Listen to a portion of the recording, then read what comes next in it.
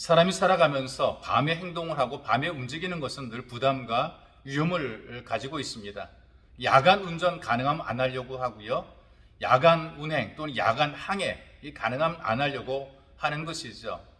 예전에는 훨씬 더 이 밤에 움직이는 것이 위험이 컸습니다. 특별히 갈릴리 호수는 밤에 항해하는 것이 굉장히 위험합니다. 이것은 그곳에서 잔뼈가 굵었던 뱃사람들은 알고 있는 상식입니다. 그런데 예수님께서 밤에 갈릴리 호수를 건너가라고 말씀하시기 때문에 그 명령에 순종해서 갈릴리 호수를 건너가게 됩니다. 늘 그런 것은 아니지만 때때로 주님 말씀에 순종해서 살려고 하다 보니까 어려움을 겪는 경우들이 있어요. 이 요나는 불순종 가운데에 폭풍을 만났지만 예수님의 제자들은 순종하다가 폭풍을 만나게 된 것입니다. 성경도 종종 이런 현실을 우리에게 보여줍니다. 믿음의 조상이라고 하는 아브라함이라고 하는 사람도 하나님의 부르심을 받고 하나님 말씀을 순종해서 가나안으로 갑니다. 그런데 간 그곳에서 기근을 만나게 되는 것이죠. 살 길이 막막해지는 것입니다.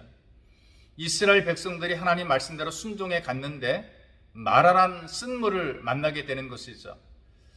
하나님 말씀에 순종해 살게 되면 대로가 열리게 되고 좋은 일이 있어야 될 터인데 어려움이 오게 됩니다. 그래서 왜 이런 어려움이 오느냐고 원망할 수 있습니다. 왜 이렇게 순종하는 길에도 이런 문제가 있을까요? 때로는 믿음으로 살고 순종해도 어려움과 고난을 겪기도 합니다. 그런 의미에서 우리가 하나님 말씀을 들어보면서 왜 그런지를 한번 깊이 생각해 보려고 합니다. 여러분들에게 말씀을 소개해 드리는데요. 신약 성경 마태복음 14장 22절에서 27절까지 말씀을 여러분들에게 소개합니다.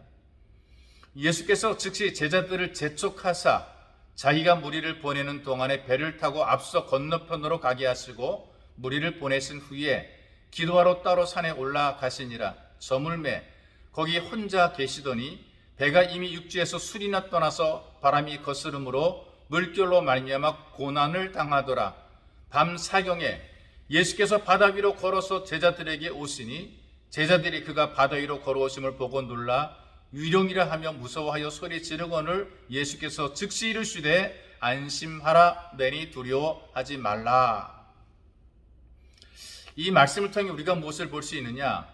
이 제자들의 고백을 통해서 순종할 때에 나타나는 위기 속에서 도대체 왜 이런 위기를 만나게 되는가? 그 이유를 알게 되는데요. 33절의 말씀을 보게 되면 이렇게 기록을 하고 있습니다.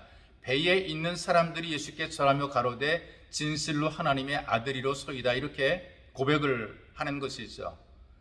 폭풍을 만나게 되었을 때 물 위로 걸어오는 예수를 바라보고 유령이라고 무서워 떨던 사람들이거든요. 그런데 폭풍을 잠잠케 하시는 예수를 바라보면서 진정 하나님 아들이라고 고백을 하는 것입니다. 이 말씀의 배경은 이런 것이죠. 왜 나만 어려움을 겪느냐라고 말하기도 합니다.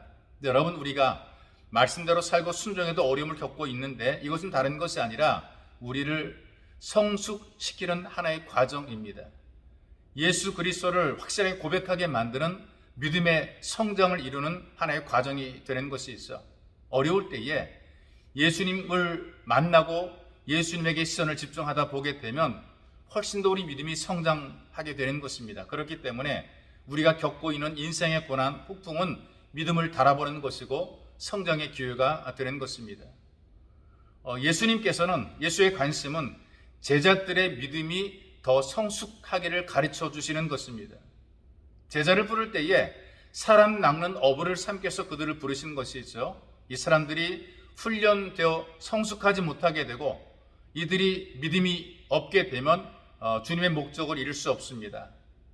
정말 예수께서 쓰실 만한, 사용할 만한 성숙한 믿음의 사람으로 세우기 위해서 때로는 폭풍이라고 하는 용광로를 통과하게 만드시는 것입니다.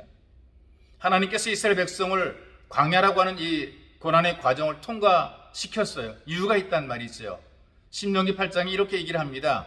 겸손하게 만들고 믿음과 순종의 훈련을 위해서 그 광야를 통과하게 만들었다는 것입니다.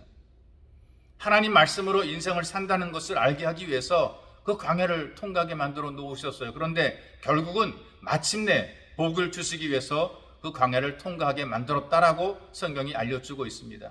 인생 살면서 편안하게 사는 사람은 아무도 없고 누구나 폭풍을 만나게 되죠.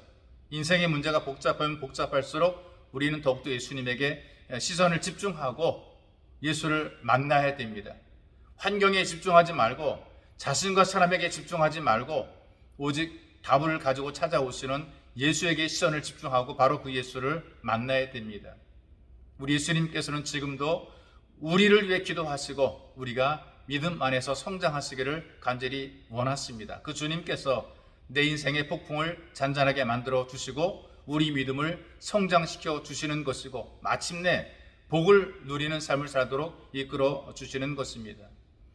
여러분들이 예수님께서 우리 인생의 폭풍을 잔잔케 만들어주는 주님으로 믿고 집중하고 그분을 만나게 될 때 문제가 해결됩니다.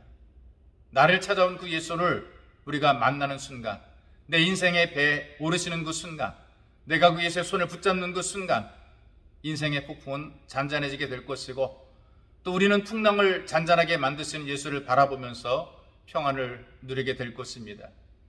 인생의 폭풍을 통해서 우리 믿음을 성장시키는 예수를 만나야 됩니다. 예수께서는 지금도 여기에서 이 말씀 가운데에 나를 만나시기를 원하십니다.